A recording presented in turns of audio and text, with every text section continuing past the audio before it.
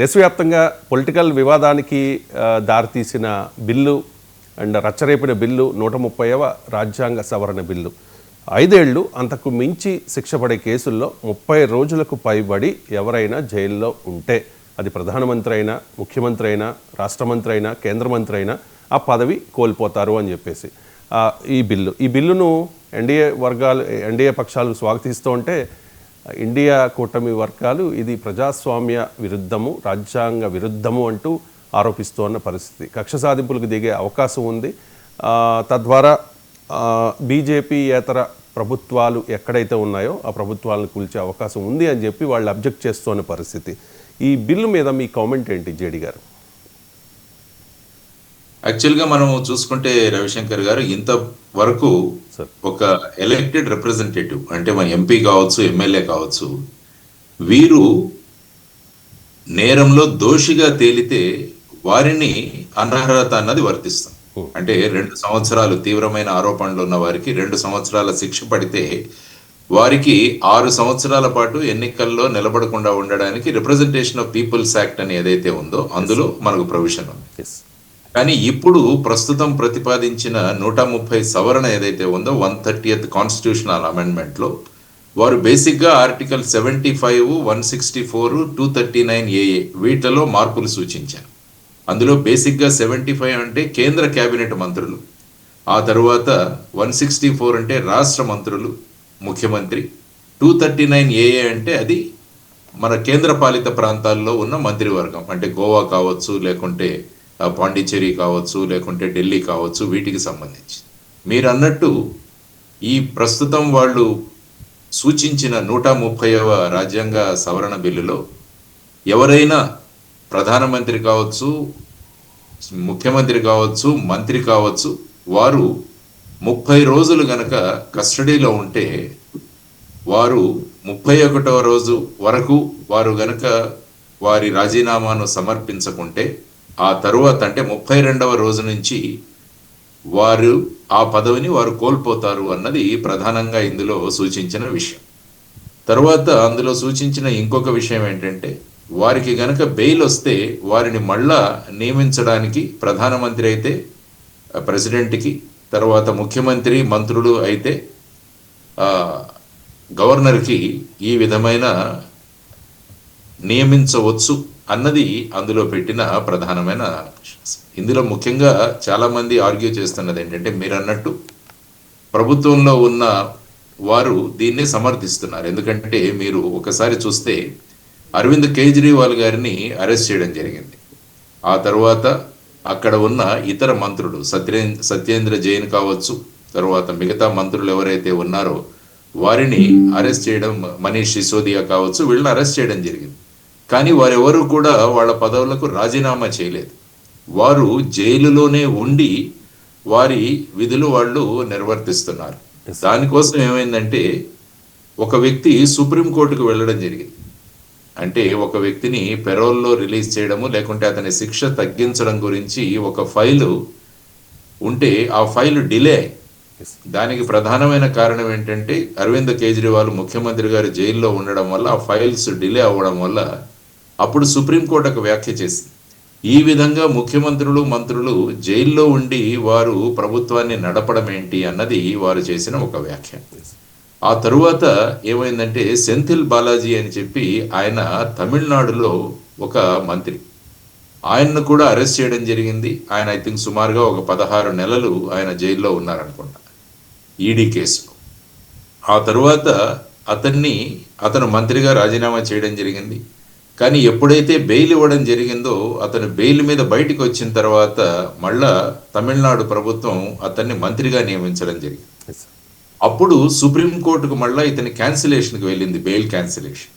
అప్పుడు సుప్రీంకోర్టు స్పష్టంగా ప్రశ్నించింది, మీకు పదవి కావాలా లేకుంటే స్వేచ్ఛ కావాలా. సో ఈ రెండిటి యొక్క పార్శ్వభూమిలో ఈ యొక్క 131 రాజ్యాంగ సవరణ ఏదైతే ఉందో దాన్ని తీసుకువచ్చినట్టు ప్రస్తుతం ప్రభుత్వం మన పార్లమెంట్ లో చెప్పడం జరిగింది, లోక్సభలో. అక్కడ జరిగిన గందరగోళం వల్ల దీన్ని ప్రస్తుతం జాయింట్ పార్లమెంటరీ కమిటీకి, జేపీసీకి వాళ్ళ రివ్యూ కోసం ఇవ్వడం జరిగింది. సో జేపీసీ ఏ విధమైన ఆ, నిర్ణయం ఇస్తుందో చూడాల్సిన అంశం. ఇందులో ముఖ్యంగా చూడాల్సింది ఏంటంటే ప్రధానమంత్రి, ముఖ్యమంత్రి, మంత్రులు అన్న వాళ్ళు చాలా బాధ్యతాయుతమైన పోస్టులలో ఉంటారు. వారి యొక్క పారదర్శకత, వారి యొక్క నైతికత చాలా ముఖ్యం ప్రభుత్వాలకి. కాబట్టి అటువంటి వాళ్ళ మీద ఈ కేసులు జరిగినప్పుడు వారు గనక రాజీనామా చేయకుండా వాళ్ళు జైల్లోనే వాళ్ళు ఈ విధంగా చేయడం అన్నది మొత్తం దేశానికి కానీ రాష్ట్రాలకు కానీ ఒక రకమైన మత్స సృష్టిస్తుందని చెప్పిన ఉద్దేశంతో ఇవి చేస్తున్నారు. Yes. కానీ ప్రతిపక్షాలు అనడం ఏంటంటే ఇంతవరకు కోర్టులో శిక్ష పడితే ఆ శిక్ష వల్ల వారిని తప్పించవచ్చు, కానీ ఇది ఒక ఎఫ్ఐఆర్ రిజిస్టర్ చేసి వెంటనే వాళ్ళను అరెస్ట్ చేసినంత మాత్రాన, ఎందుకంటే మన ఇండియన్ జ్యూరిస్ప్రుడెన్స్ లో ఎలా ఉంటుందంటే Yes. Everybody is innocence till he is proven guilty. అంటే శిక్ష పడేంత వరకు ప్రతి ఒక్కరిని కూడా వారు నిరపరాధులు అని భావించే సిస్టమ్ మన క్రిమినల్ జ్యూరిస్ప్రుడెన్స్ లో ఉంది. కానీ ఇక్కడ వీరు అనడం ఏంటంటే ప్రతిపక్షాలు కేవలం ఒక ఎఫ్ఐఆర్ రిజిస్టర్ అయ్యి ఆ తరువాత వారిని అరెస్ట్ చేసినంత మాత్రాన వాళ్ళని ఈ విధంగా తొలగించడం అన్నది కేంద్ర ప్రభుత్వం ఒక రకంగా ప్రతిపక్ష ప్రభుత్వాలు ఎక్కడ ఉంటాయో వాటి మీద వారి ప్రభావం చూపడానికి ఒక చర్య అని వాళ్ళ విమర్శలు చేస్తూ ఉండడం జరిగింది. సో ఈ విధమైన పరిస్థితుల్లో మరి జాయింట్ పార్లమెంటరీ కమిటీ ఏ విధమైన నిర్ణయం ఇస్తుంది, ఆ తరువాత for example joint parliamentary committee దాన్ని ఒప్పుకున్న ఆ తర్వాత చర్చ జరుగుతుంది లోక్సభలోను మరియు రాజ్యసభలోను. ఆ తర్వాత ఈ బిల్లు పాస్ అవుతే దాని పరిణామాలు ఎలా ఉంటాయి అన్నది సర్వత్రా జరుగుతున్న చర్చ. సార్, నేరస్తులు పాలనకు అనర్హులు, చాలా మంచి విషయం ఇది. కానీ ఈ చట్టం మిస్యూజ్ అయ్యే అవకాశం కూడా ఉంది కదా సార్.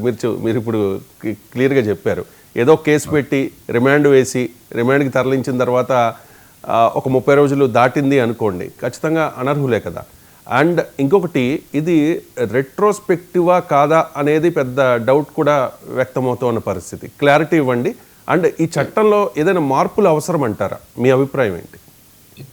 ఏ చట్టం కూడా జనరల్లీ రెట్రోస్పెక్టివ్ ఉండదు, ప్రాస్పెక్టివ్గా ఉంటుంది.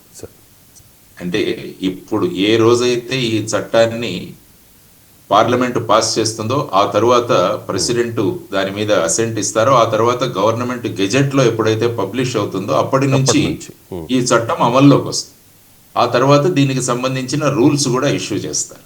సో అది మనకు చట్టానికి సంబంధించినట్టు అది వెరీ క్లియర్, ప్రాస్పెక్టివ్ గా ఉంటుంది, కానీ రెట్రాస్పెక్టివ్ గా ఉండదు. అంటే ఇంతకు ముందు ముఖ్యమంత్రులుగా చేసిన వాళ్ళు ఎవరైనా ఇంతకు ముందు అరెస్ట్ అయి ఉంటే, ఎందుకంటే ఇప్పుడు ప్రస్తుతం పదవిలో ఉన్న ప్రధానమంత్రి, ముఖ్యమంత్రి, తర్వాత మంత్రుల మీద ఈ విధమైన చర్యలు తీసుకోవడానికి ఉద్దేశించిన బిల్లు.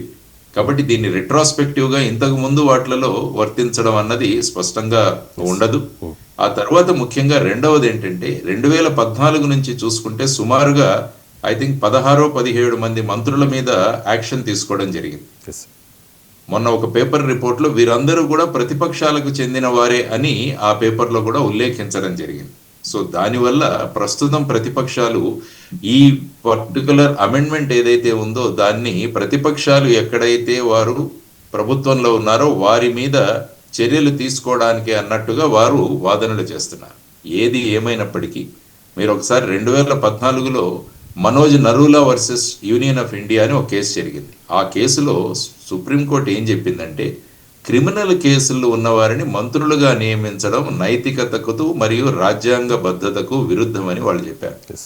క్రిమినల్ నేపథ్యం ఉన్న వాళ్ళని మంత్రులుగా ఎంపిక చేయకూడదు. దానివల్ల ముఖ్యమంత్రులు కానీ ప్రధానమంత్రి కానీ దీని గురించి తగిన జాగ్రత్తలు వహించాలి. ఎందుకంటే కోర్టులు మేము చెప్పలేము దాని గురించి.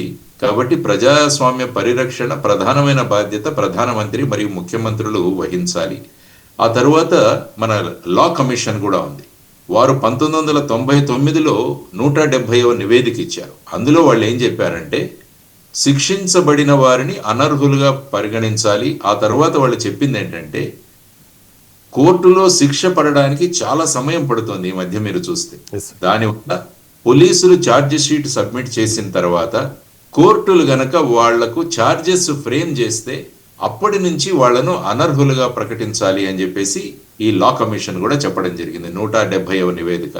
అదేవిధంగా 2004, 2014 నివేదికలు కూడా మీరు చూస్తే ఈ విధమైన సజెషన్స్ ఇవ్వడం జరిగింది. అంటే ఇప్పుడు ఏమవుతుందంటే ఫర్ ఎగ్జాంపుల్ ఒక ఎఫ్ఐఆర్ రిజిస్టర్ అయింది అనుకోండి, సార్. మీరు Lalita Kumari versus state of UP judgement చూస్తే అందులో కాగ్నిజబుల్ అఫెన్సెస్ కు ఎవరైనా కంప్లైంట్ ఇస్తే అది తప్ప కరెక్టా నిజమా కాదా అని కూడా చూడాల్సిన అవసరం లేదు, పోలీసులు వెంటనే దాని మీద ఎఫ్ఐఆర్ రిజిస్టర్ చేయాలి అన్నారు. సో ఎఫ్ఐఆర్ రిజిస్టర్ చేసిన తర్వాత వారు అరెస్ట్ చేయాలా లేదా అన్నది పోలీసులు నిర్ణయిస్తారు.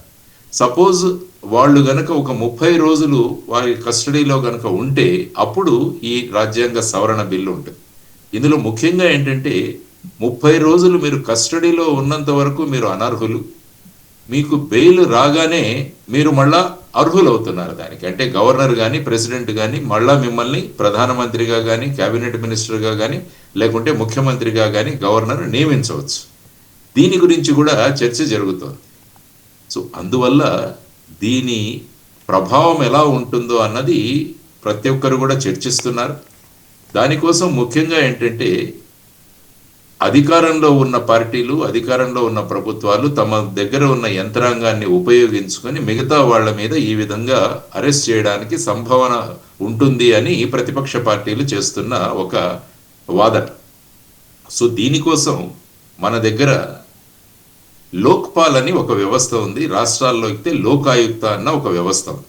ఇది 2013 చివరిలో ఈ చట్టం చేయబడింది. అందువల్ల నా సూచన ఏంటంటే అది బేసిక్గా ప్రధానమంత్రి, మంత్రులు మరియు ఎమ్మెల్యేలు, ఎంపీల మీద ఈ అవినీతి ఏదైతే ఉంటుందో దాని గురించి వారు ఎంక్వైరీ చేయడానికి, తగిన నిర్ణయాలు తీసుకోవడానికి సంబంధించి ఒక సుప్రీంకోర్టు చీఫ్ జస్టిస్ కానీ సుప్రీంకోర్టు రిటైర్డ్ జడ్జి కానీ వీరి అధ్యక్షతన ఉండేది లోక్పాల్. అదేవిధంగా మీరు స్టేట్లో చూసుకుంటే హైకోర్టు చీఫ్ జస్టిస్ రిటైర్డ్ కానీ లేకుంటే హైకోర్టు జడ్జి కింద కానీ ఉంటుంది. అందువల్ల ఇటువంటి కేసులు ఎప్పుడైతే వస్తే వాటిని రెగ్యులర్ ఇన్వెస్టిగేటింగ్ ఏజెన్సీస్ కన్నా వాటిని లోక్పాల్, లోకాయుక్తకు రెఫర్ చేస్తే అప్పుడు ఏమవుతుందంటే ఒక జ్యుడిషియల్ పర్సన్ ఎవరైతే ఉన్నారో వారి కింద ఉన్న ఏజెన్సీ ద్వారా వీటిని ఇన్వెస్టిగేట్ జరుగుతుంది. కాబట్టి మళ్ళా ప్రభుత్వం మీద ఇటువంటి ఆరోపణలు మీ దగ్గర ఉన్న సంస్థల ద్వారా ప్రతిపక్ష పార్టీల వారి మీద ఈ విధమైన చర్యలు తీసుకుంటున్నారు అన్న ఒక కామెంట్ ఏదైతే వస్తుందో, ఈ విధమైన ఒక రకమైన అభిప్రాయం వ్యక్తం అవుతుందో దానికి ఎక్కడో ఒక చోట కూడా మనం సమాప్తి పలకవచ్చు అన్నది మనం సూచించాలి. అంటే 30 రోజుల్లో మీకు వచ్చేస్తే మీరు మళ్ళా మామూలుగా మీరు కంటిన్యూ అవ్వచ్చు. ఆ 30 రోజుల్లోనే మీరు అంటే 30 రోజుల వరకు మీరు కంటిన్యూ అవ్వకూడదు. 31వ రోజు తర్వాత మిమ్మల్ని మళ్ళా బెయిల్ వస్తే మీకు గవర్నర్ కానీ ప్రెసిడెంట్ కానీ మళ్ళా మిమ్మల్ని అపాయింట్ చేస్తే మీరు కంటిన్యూ అవ్వచ్చు అన్నది ఒక రకమైన చర్చకు దారితీస్తుంది. చాలా మంది నాయకులు, for example Chandrababu Naidu and Jaganmohan Reddy, ఇంకా దేశవ్యాప్తంగా చూసుకుంటే నాకు తెలిసి 100 మందికి పైగానే ఉంటారేమో మంత్రి స్థాయిలో, ముఖ్యమంత్రి స్థాయిలో పనిచేసిన వాళ్ళు. రెట్రోస్పెక్టివ్గా ఉండాలి, మరి వాళ్ళు కూడా తప్పు చేశారు కదా అందుకే కదా జైలుకి వెళ్ళాలి అని వాదించే వాళ్ళకి మీరు ఏం చెప్తారు? ఉండాలా నిజంగా అటువంటిది? అలా ఉంటే కనుక ఖచ్చితంగా చాలా పరిణామాలు జరుగుతాయి తెలుగు రాష్ట్రాల్లో. అంటే ఏంటంటే ఇది రెట్రోస్పెక్టివ్గా నేను చెప్పినట్టు ఎప్పుడుగా ఉండదు, ప్రాస్పెక్టివ్. ఎందుకంటే ఈ అమెండ్మెంట్లో చూస్తే ప్రస్తుతం ఉన్న పిఎం, సిఎం, మినిస్టర్స్ అని ఉల్లేఖం ఉంది అందులో. Who was chief minister, who was prime minister అది లేదు. సో అందువల్ల వాళ్ళు ఆల్రెడీ వాళ్ళ టర్ముల్లో వాళ్ళు ముఖ్యమంత్రిగా ఉన్నప్పుడు, మాజీ ముఖ్యమంత్రులుగా ఉన్నప్పుడు వాళ్ళ మీద కేసులకి వాళ్ళు కోర్టులకు వెళ్ళారు, వాళ్ళు బెయిల్ తెచ్చుకున్నారు, బెయిల్ మీద ఉన్నారు వారందరూ. కాబట్టి బెయిల్ మీద ఉన్న వారికి ఇది మళ్ళా ఎలా వర్తిస్తుంది అంటే ఎప్పుడో మాజీ ముఖ్యమంత్రిగా ఉన్న వ్యక్తిని ఇప్పుడు మళ్ళా ఏం చేస్తారు? ఏమీ చేయడానికి లేదు. ఎందుకంటే మళ్ళీ ఒకవేళ ఆ మాజీ ముఖ్యమంత్రి మళ్ళీ 2029లోనో 34లోనో ఆయన ముఖ్యమంత్రి పదవి చేపట్టాల్సిన పరిస్థితి వస్తే, ఆ పార్టీకి మెజారిటీ వస్తే అప్పుడు ఏంటి? అంటే ఇదొక హైపోథెటికల్ సిచ్యువేషన్. కానీ దురదృష్టం ఏంటంటే ఇటువంటి వాళ్ళను మనం ఎన్నుకోవడం, వాళ్ళను మంత్రులుగా, ముఖ్యమంత్రులుగా చేయడం, వారిని సిఫారసు చేయడం అన్నది అత్యంత దురదృష్టకరమైన సంఘటన. అందువల్ల పొలిటికల్ పార్టీలు యాక్చువల్గా ఈ చట్టంలో ఎవరి మీదైతే క్రిమినల్ కేసెస్ ఉన్నాయో వారికి ఎమ్మెల్యేలు, ఎంపీల యొక్క సభ్యత్వము లేకుంటే వాళ్లకు క్యాండిడేచరే ఇవ్వకూడదు అన్నది అన్ని పార్టీలు కలిసి నిర్ణయం చేసుకోండి.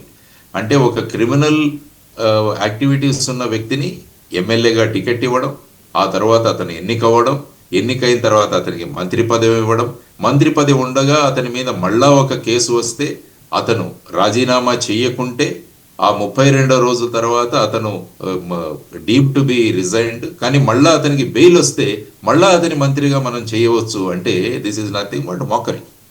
సో ఈ విధంగా పొలిటికల్ పార్టీలు క్రిమినల్ కేసెస్ ఉన్న వాళ్ళకి టికెట్లు ఇవ్వకూడదు అన్నది ఒక రాజ్యాంగ సవరణ తీసుకొస్తే ఈ అన్నిటికీ ముఖ్యంగా ఒక సమాప్తి పలకొచ్చు అన్నది కూడా చాలా మంది చేస్తున్న. కానీ ప్రస్తుతం మీరు చూసుకుంటే ప్రస్తుత లోక్సభలో సుమారుగా 47% మంది మీద క్రిమినల్ కేసెస్ ఉన్నాయి అన్నది చూసుకోవాలి.